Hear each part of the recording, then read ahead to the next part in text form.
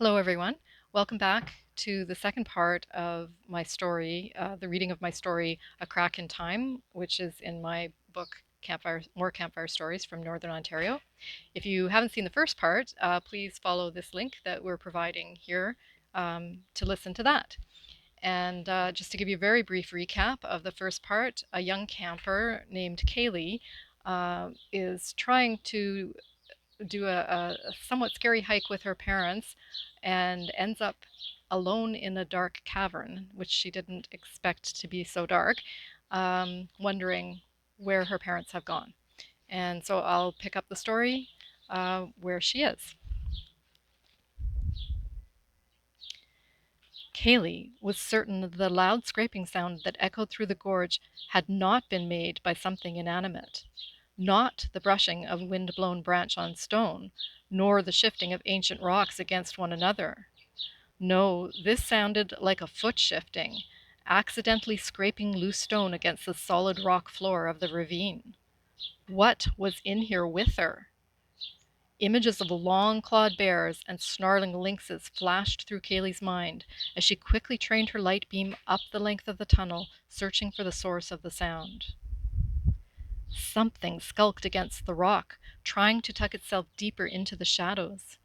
𝗀𝗃 tried to steady her light on the gray form several meters ahead of her, afraid to see it, afraid to confront it, but needing to know what form of monster she would have to face. Her flashlight beam caught a pair of long, gray-clothed legs, now stock still. Below, the light found 2 feet in worn-out boots, black and laced. A hiker! Why hadn't he, or she, spoken when 𝗀𝗃 called out to her parents moments earlier? "Hello?" 𝗀𝗃 tried, moving her flashlight upwards over the tall, gray-clad form. One long-sleeved arm was raised protectively to half-cover a face, the face of a young man with pale blonde hair and startled and fearful blue eyes. Now discovered, the cowering figure barked out something in a hoarse voice. 𝗡𝗲𝘁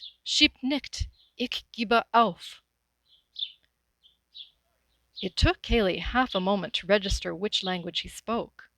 It was German, a language she'd not heard much since her great-grandma had died when 𝗀𝗃 was 10. 𝗀𝗃 loved visiting the tiny white-haired woman whose smile always crinkled her face at the sight of her first great-granddaughter. Oma, German for grandma, was what she was called by 𝗀𝗃's mom, and so also by 𝗀𝗃. Despite the 3-generation gap, 𝗀𝗃 had felt an affinity for Oma, a likeness in their souls. And Oma clearly felt the same, showering her with baked goodies every time 𝗀𝗃 visited the narrow, gabled house nestled into a leafy street of downtown Toronto. Oma always spoke German to 𝗀𝗃, and 𝗀𝗃 had soaked the language up easily, just as she soaked in the pretty garden overflowing with pink roses and green vegetables, the old sculpted wooden chairs and tables, and, of course, her great-grandmother's gentle love. So now, as the man's words filtered into 𝗀𝗃's brain, she translated them subconsciously. "Don't shoot, don't shoot, I surrender."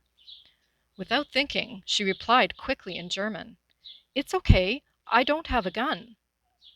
As soon as she'd said this, 𝗀𝗃 realized it might have been a mistake. Oddly, though, caught in a situation much more dangerous than any she dreaded in her imaginings of the crack, or more recently of what might be hiding in the crack, 𝗀𝗃 felt little fear. Or maybe her fear was suppressed by her natural curiosity and love of puzzles. For 𝗀𝗃 had noted a number of things about the situation that were not normal. In her mind, she'd already gathered a list of questions. Why was this man cowering, especially from her? Why was a hiker wearing wool, as his gray garments seemed to be, on a hot summer's day? And on that note, why was it so wet and cold? Why did he have an old leather bag at his feet with a long strap and old-fashioned buckles instead of a nylon zipped pack like most hikers? And if he was so afraid of her, why hadn't he just slunk away to hike up the crack, as presumably he was there to do anyway? And that fourth question led 𝗀𝗃 to another. Why hadn't he encountered her parents, who'd entered before her? Or had he? 𝗀𝗃 could have been chilled with terror for herself and her parents by that last question, but the tumblers were already clicking into place in her mind, and she was pretty sure this mysterious stranger hadn't been anywhere near her parents. He had lowered his arm and was now staring at her in what seemed like wonder. "Who are you?" His words, again in German, were whispered.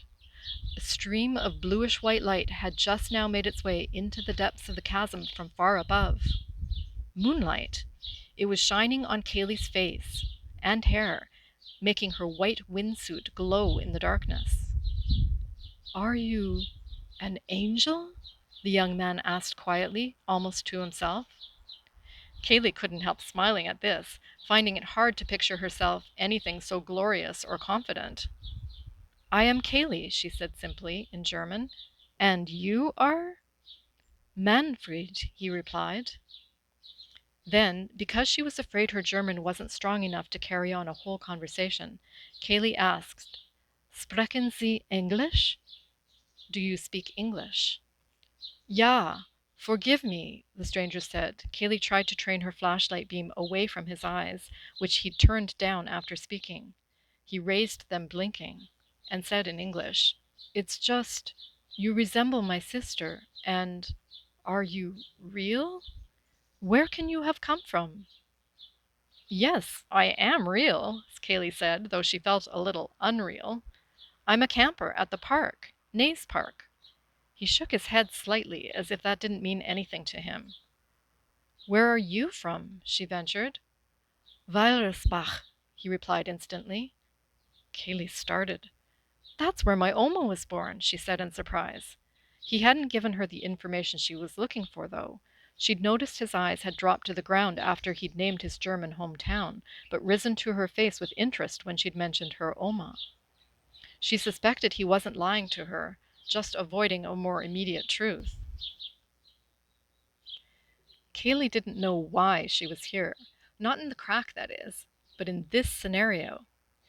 She guessed it was because she might be able to help. If so, she had to figure out a way to get more information from this young man, without alarming him. "Do you need help?" she asked in German. He shook his head and closed his eyes. Then, reopening them, again with that wonderstruck look, he began to nod slowly. "Can you help me?" "Maybe," she said, "but you need to tell me why you're here." "I need to get home," he said suddenly. "My wife, I must show you something." He bent down to open his bag, and 𝗀𝗃 finally saw something that confirmed her suspicions. Between his shoulder blades, in the flashlight's ray, she could see the top of a large red circle, the target on a prisoner's uniform. For a moment, 𝗀𝗃 felt her heart had stopped. She was right. How could she be? Or was she wrong, and this man before her nothing but a ghost? He was rising now, holding something out to her, small and insubstantial. 𝗀𝗃 reached out to take it, and felt the corners of two smooth squares between her fingertips. Photographs. She shone her light on them, black and white. "The first one is my family, Mutti und Vati, and my sister Eva. You see, you do look like her. And in the middle, mein Lieb, my wife, Annalisa." His voice softened as he spoke her name, and he gazed away from 𝗀𝗃 and the photos into the darkness, as if picturing someone and a time gone by. Sorrow drew lines on his face, making him look older and more worn. 𝗀𝗃 brought the other photo forward, and her throat caught. "That is her again, with my baby girl, Liesel, when she was very young. Now she has turned 3, and I've never seen her." The photo was a close-up, a young woman with shining brown hair tied back in a bun, cradling a sleeping baby in her arms. She was looking down at the child instead of at the camera. The image was beautiful. It would have been touching on its own. But beyond that, and what it meant to this young man, the photo touched 𝗀𝗃 because it reminded her of her mum and April. 𝗀𝗃 had been thrilled when her baby sister was born. She'd been 7 then. It was like having a beautiful living doll. She'd loved helping her mom take care of April and was proud to be a big sister. She loved the way April looked up to her, looked to her for help. It was only lately, in the last couple of years, that 𝗀𝗄𝗅 had become frustrated and sometimes resentful of her little sister. Even now, though she tried to distance herself from her big sister role, 𝗀𝗄𝗅 couldn't refuse when April asked her to play with her 𝗲𝗶𝗶𝗹 dolls, nor stop feeling protective when she watched April try something new, like roller skating, or saw her being meanly teased by a supposed friend. 𝗀𝗄𝗅 looked up from the photos and studied Manfred, who was now also lit by moonlight. She wondered if he was judged to be a black prisoner, someone dangerous or high risk. He didn't look like a high-ranking officer or an elite of the Nazi regime. He looked like a farm boy, or a lad barely out of school, who'd been recruited to fight someone else's war, like so many others. Before 𝗀𝗄𝗅 decided if she could help this guy, she had to know if her guess was right. "What year is this?" she asked. The young man blinked and brought his attention back to her. "Year?" he asked incredulously. "But of course," he mused, "time means nothing to ein Engel. It's 1945, of course. April 1945. 1945. She was right.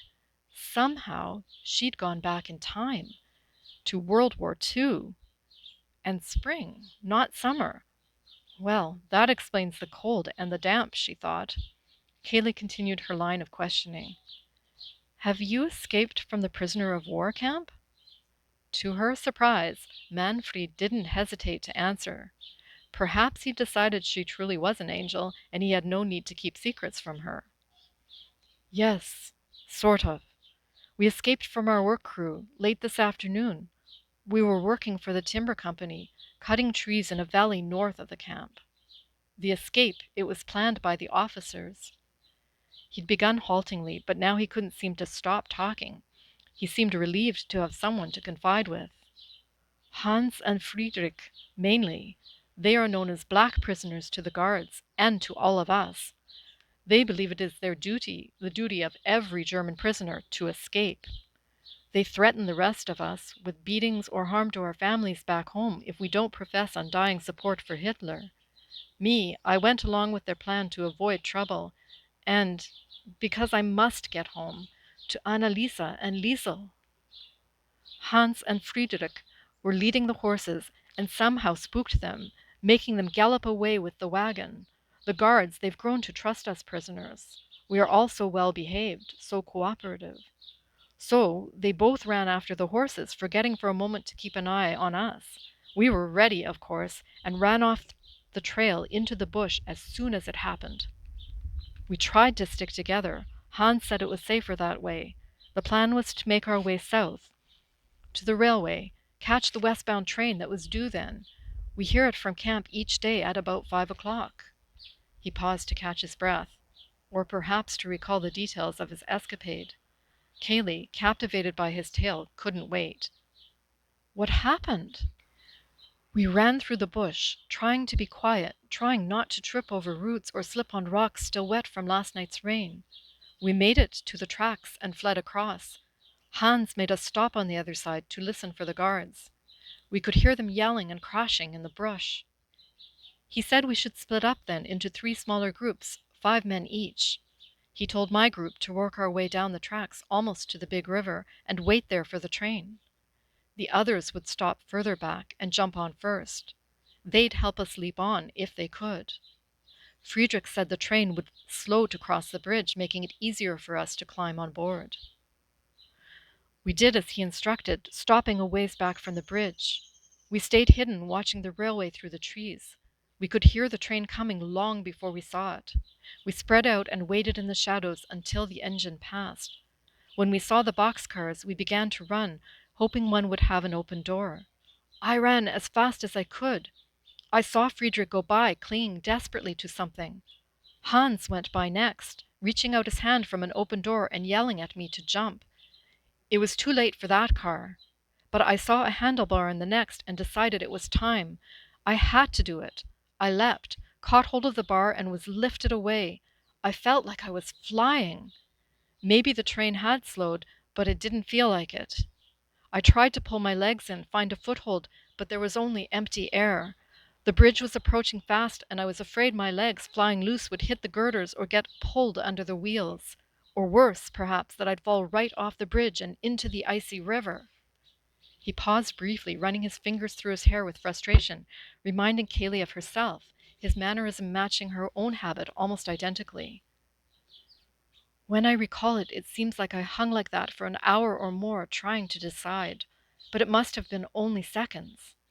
He stopped again, dropping his head to his chest, and whispered in German, "I let go, God forgive me," and even more softly, "Forgive me, Anneliese."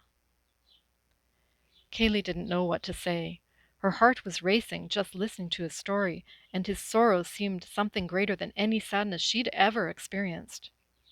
She gave him a moment to compose himself, then gently asked, "How did you get here, then?" He drew a deep breath and replied, "I scrambled back into the forest as fast as I could. I hurt my leg when I fell from the train, but fortunately it's not broken." Even in the pale light, 𝗀𝗃 could see that the red stripe down the side of his pant leg, how had she missed this telltale sign of a POW before, was scuffed and tattered from his knee down. "I couldn't stay there, too close to camp. I knew the guards were searching for us and would probably get reinforcements. I knew I had to cross the bridge, but I couldn't wait until dark. The sun sets so late now, almost 9 o'clock. I crept back up near the tracks and listened carefully. I couldn't hear anyone and saw no movement. I hoped they'd gone back to camp to collect more guards, or were searching through the brush where we were likely to hide. I moved along in the trees as close to the bridge as possible, then made a dash for it, keeping low. I swung my bag high across my back to try to cover this horrible red circle. I skulked across the bridge, almost crawling. With every step, I expected to hear a gunshot, expected to die. But I was lucky, I guess. My gray uniform must have been hard to see, or more likely the guards were after the others who didn't manage to get on the train. By the time I reached this side, my heart was pounding like a hammer, and my ankle was throbbing with pain.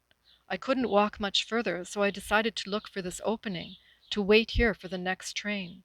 I knew there was a cave here. We could see it from the beach when we were allowed to walk there. 𝗀𝗃 wondered if maybe he'd mistaken this crevice for the smaller one, as her dad had done. Would do, she realized with a jolt. "And so I am here. I meant to go out when I heard the next train and jump on, no matter which way it was going. But I sat down to rest and must have fallen asleep. I woke as it roared past and tried to run out, but my ankle protested. It has become very swollen now and painful. I'll never be able to run and catch a train now. I have no supplies except for a canteen of water and a small amount of bread and cheese, my ration for the workday. So I have been sitting here as it grew dark, listening to trains I can't escape on, trying to decide what to do, where to go. If I stay here and wait for my ankle to heal, I will starve or be caught and possibly shot. But if I try to give myself up, I may be shot anyway. They have been very good to us here, considering we are prisoners, but I fear their sympathy for escapees is not so strong. And so my hope was dwindling, but then you arrived." Manfred's eyes were glowing with hope. "Can you help me escape?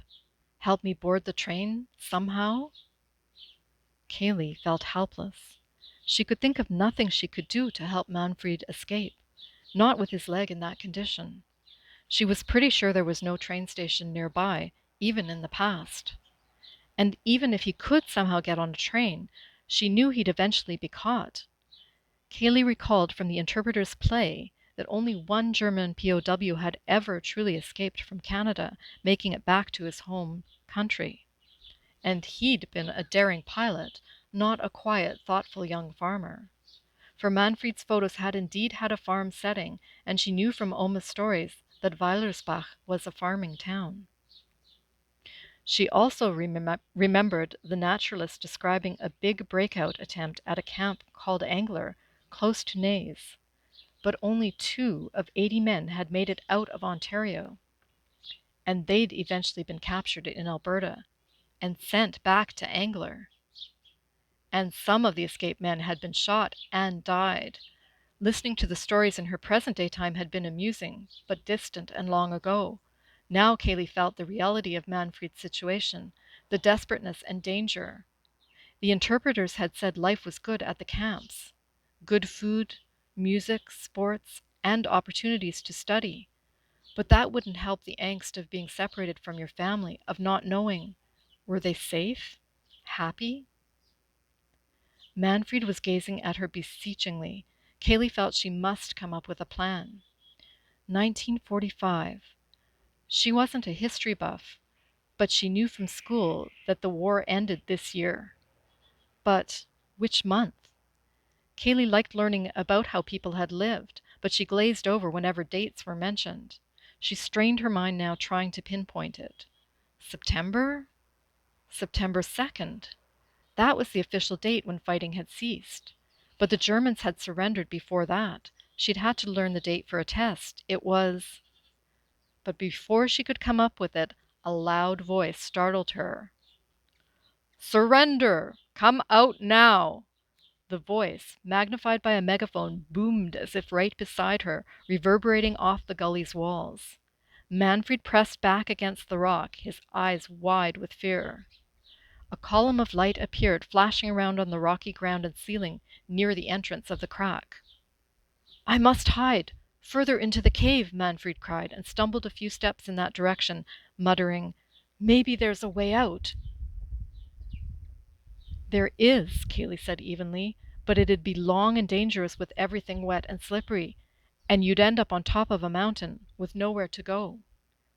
Manfred halted, his breathing fast and panicked as the light from outside danced around their hiding place. A plan had begun to form in 𝗀𝗄𝗅's mind, and the appearance of the guards might make it a lot easier for her, and for Manfred, she hoped. But what was that date, or at least the month? "I'm a fugitive. They'll shoot me," Manfred said flatly. His moonlit face, paler even than before, had lost its look of terror. Replacing that, 𝗀𝗄𝗅 saw an empty expression of despair, hopelessness.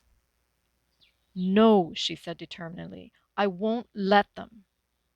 Manfred's mouth dropped open, and he looked at her as if she maybe really was an angel. She knew she should dissuade him, but she didn't have time. And if it makes him follow my plans, she thought, it might work out for the best. Plus, she just remembered the date. "May 7th, she exclaimed excitedly, astonishing Manfred. "Okay, Manfred, I think I can help you, but not the way you were hoping. You'll need to listen to and trust me." She couldn't believe she was speaking to an adult with far more experience of the world and its troubles than she, with such confidence. Yet her youth, her time knowledge, even the fact that she was female, might allow her to solve his dilemma and, more importantly, save his life, in a way he could not do on his own. Manfred, frozen to his spot against the rock face, mouth still agape, nodded slowly, his eyes glued to the tall, slim, alabaster-clad vision who had suddenly become stern and authoritative. "The war will end in May," 𝗀𝗄𝗅 began, and Manfred's eyes widened. Surely only an angel could make such a welcome prophecy. "So it's not long before you'll be sent home. Be free," she continued, "but you must surrender. You'll never escape safely from here. If you want to get home, you must give yourself up." Manfred found his voice saying shakily, "But they will shoot me, won't they?" "No," 𝗀𝗄𝗅 said, not knowing where her certainty came from, but hoping the faith she felt in it, in herself, was justified. "Come out now," the magnified voice demanded. "We will shoot if we have to come in and search for you." "I'm coming out," she called loudly. "Hold your fire." She hoped her female voice would surprise them and stop them from shooting. She turned back to Manfred. "Stay here until I come back," she said. Manfred nodded and impulsively clasped one of her hands, looking slightly astonished to find it was warm and real. 𝗀𝗄𝗄 was surprised herself to discover that his hand was solid, not vaporous like a ghost's. He spoke German words that 𝗀𝗄𝗄 understood. "Go safely. God bless you." The words echoed from her own past. These were the words her great-grandmother Oma had said to her whenever they parted. 𝗀𝗄𝗄 nodded solemnly.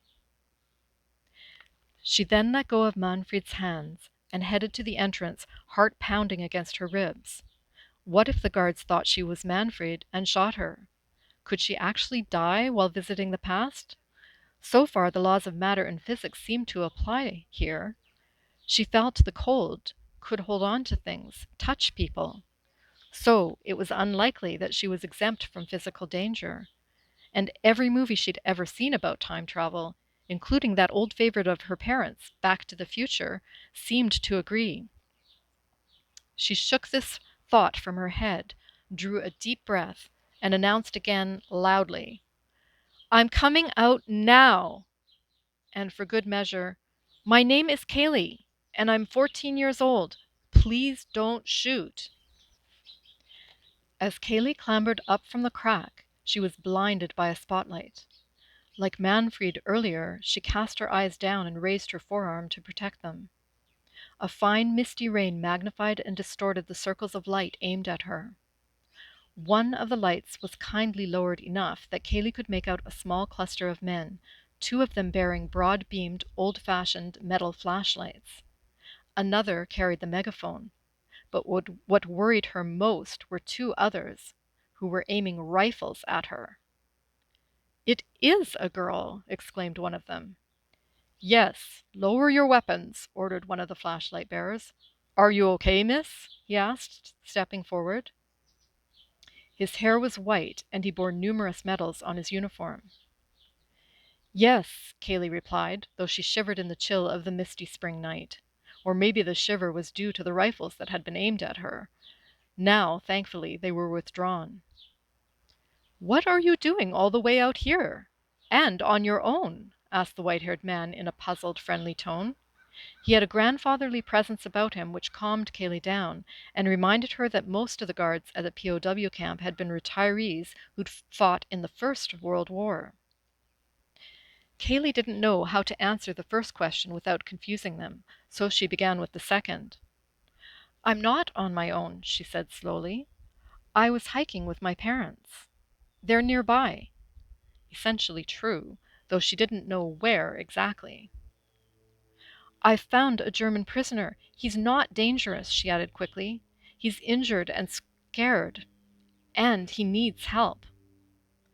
"Does he have any weapons?" asked the grandfatherly guard. "No," 𝗀𝗄𝗄 answered. "At least, he hasn't shown any. And I startled him, so I'm sure he'd have brought one out if he had." "You seem awfully sure of yourself, young lady," said the friendly officer. "But this is an escaped German soldier we're talking about, a supporter of Hitler, and a threat to the Canadian people. Including you," he added sternly. "No, he's not," 𝗀𝗄𝗄 said emphatically. "I mean, he is a soldier, but he's a white or a gray, not a black. He's a young farmer, I think, and he just wants to get back home, to see his 3-year-old daughter, the baby he's never seen." On this last sentence her voice rose, and she had to choke back a sob. "What's this fellow's name?" asked the white-haired officer. "Do you know?" "Yes, it's Manfred." The officer nodded, as if he'd expected that. "And he's alone?" "Yes. He says he fell off a train trying to escape and sprained his ankle. It sounds like some other prisoners may have succeeded." "Nope," said the guard with the megaphone. "The police caught up with 2 of them at Gnippigan, and we captured the rest in the bush above camp. They fell off before the bridge or missed the jump entirely. Manfred's the only one not accounted for." "Okay, Bill," said the grandfatherly officer. "Give him another holler with that megaphone. Tell him he'd better hightail it out here, fast." "No!" 𝗀𝗄𝗄 stepped forward and held up her hand. "Please don't. Let me go in to get him. I told him not to move until I returned. He thinks you're going to shoot him." "And will have to if he doesn't surrender himself lickety-split," said Bill the megaphone man. "I don't think it's wise to send a little slip of a girl to go fetch a prisoner. What do you say, Matthew?" he asked the grandfatherly guard. Matthew looked 𝗀𝗃 in the eye, assessing her. His uniform had stars at the shoulder and was decorated with more medals than his companions. 𝗀𝗃 realized that, despite their casual names for each other, this man must be the highest-ranked officer in the group, probably the commander. "𝗀𝗃 it is, right?" he asked. "Yes." "Where do you say you're from, 𝗀𝗃?" 𝗀𝗃'd already decided honesty was the best policy, that is, minus the time-related details. "Toronto," she replied. "But we're visiting friends, nearby." All true, technically. The commander's gaze didn't waver from 𝗀𝗃's eyes. He appeared to have some doubts about the details of her story, which didn't surprise her, given that the POW camp had been purposely located on this stretch of Superior Shore because of its isolation. There were probably no houses nor resorts nearby in the 1940s. And no Nays Park, 𝗀𝗃 recalled with a jolt. But she kept her gaze on Matthew, trying to focus on Manfred's dilemma and ignore the queasy feeling in her stomach that arose with her last thought. She didn't realize she was holding her breath until Matthew spoke. "Okay, miss, we'll go with your plan." 𝗀𝗃's shoulders eased slightly, and she let out her breath. "You're right about Manfred," he continued. "He's one of the most amiable and peaceful of our prisoners. I'm surprised he was part of these shenanigans at all." "He wouldn't have been, I think, if not for his daughter," 𝗀𝗃 interjected. The commander held up his hand. "Maybe so, but Manfred has to be out here within 10 minutes, hands up in the air. And you come back out with him, so we know you're okay. All right?" 𝗀𝗃 considered, then nodded. She hoped these conditions wouldn't interfere with her plan, the end of which was still pretty vague anyway. "And you will guarantee his safety?" she asked. "No guns?" She looked directly into Matthew's eyes. "No guns will be fired," he said sincerely, "unless Manfred produces a weapon or fails to meet the conditions I've stated." "Thank you," 𝗀𝗃 said earnestly. "I'll be back with him in a few minutes." She turned and scooted down the slope towards the crack. Bending down to pick her way under and around the rocks, her mind raced. It looked like she'd be able to get Manfred safely back to the prison camp, so he'd eventually return home safely. But what about her? Would she ever get back to her family? Or would she be stuck here in 1945 forever? 𝗀𝗃's throat tightened at the thought of never seeing them again. Mom, Dad, and April. Suddenly, everything that annoyed her about April seemed silly and trivial. All she could envision was her little sister's smiling face beaming up at 𝗀𝗃 admiringly. Fear stabbed at 𝗀𝗃's heart as she imagined living her whole life, alone, in this world of the past. She didn't think she could cope without her family. How could April look up to such a timid sister? "Can't think about this now. Focus," she said to herself sternly. Too late, she realized she'd said these last thoughts out loud. "Pardon?" came a voice from the dark. "Sorry, it's nothing," 𝗀𝗃 replied. Lucky she had spoken aloud, after all. If not, Manfred might have thought she was one of the guards. "Manfred, they've agreed to take you back safely. No shooting. But you must come now, and make sure you keep your hands up once we're out there. And, Manfred," she paused, searching his eyes, "you don't have any weapons, do you?" "None," he said. "I had a pocket knife hidden in my boot, but it must have dropped when I fell off the train." "Good," she said, relieved. "Are you ready?" "Is the war really almost over?" he asked. "Yes," she said, "for sure." He looked down, taking a deep breath, and 𝗀𝗃 suddenly realized how scary it must be to give himself up, to sacrifice his freedom and maybe his chance to be reunited very soon with his wife and child. He looked back up and met her eye. "I'm ready," he said. Then he slung his bag over his shoulder and hobbled towards the entrance. But he stopped beside her and clasped her hand once more. "Thank you," he said in German, "for your help." 𝗀𝗄𝗄 replied in German, "You're welcome," and then smiled at him and added, "Go safely. God bless you," the same words Manfred had said to her earlier that Oma had said whenever she and 𝗀𝗄𝗄 parted. Weirdly, 𝗀𝗄𝗄 suddenly had a sense that she had known Manfred a long time, not just a half hour or so. "We're coming out," 𝗀𝗄𝗄 called. She led the way, holding her own hands in the air and keeping her body between Manfred and the guards until she could be sure there would be no violent response. She swung her flashlight carefully around the circle of 5 men. 2 of them had guns raised and pointing again. But the commander waved the guns down. 𝗀𝗄𝗄 locked eyes with Matthew and, stepping slowly aside, said, "Here is Manfred." Then, though she knew it might sound odd in the circumstances, added, "Take care of him, please." Matthew nodded and stepped forward to receive the escaped prisoner. Manfred's voice sounded out, loud but flat. "I surrender." While the officers surrounded him, he stood stock still, his head bowed, eyes cast down. 𝗀𝗄𝗄 wondered if he really believed her. She hoped he believed enough to keep his own hope. She was almost certain he would mention none of what she'd said to the guards. One of them pulled Manfred's hands behind his body, cuffing them, while another bent down to examine his ankle. The commander was questioning Manfred, and everyone's attention was focused on the 2 men. Now was her chance. She turned, and, as quickly and quietly as possible, headed back down to the crack's entrance. But, as she began to crawl through the rocks, a light flashed on her, and the commander's voice rang out, "𝗀𝗄𝗄, where are you going?" Stopping, she turned her head and saw his expression, at first concerned, and then suddenly wide-eyed in wonder. "What the heck?" he spluttered. Following his gaze, 𝗀𝗄𝗄 looked down at her arm in the guard's light. It was white, of course, the color of her tracksuit. But not just white, transparent. 𝗀𝗄𝗄 froze in shock. She looked down in dismay at the rest of her body. Through her hiking boots and the gold stripes of her track pants, she could see gravel gleaming wet in the pale moonlight. She squeezed the flashlight in her hand. It felt real enough, but she was now almost invisible. What was going on? Behind her, on the train tracks, one of the guards said, "Blimey, she's disappearing," and another, "She's a ghost."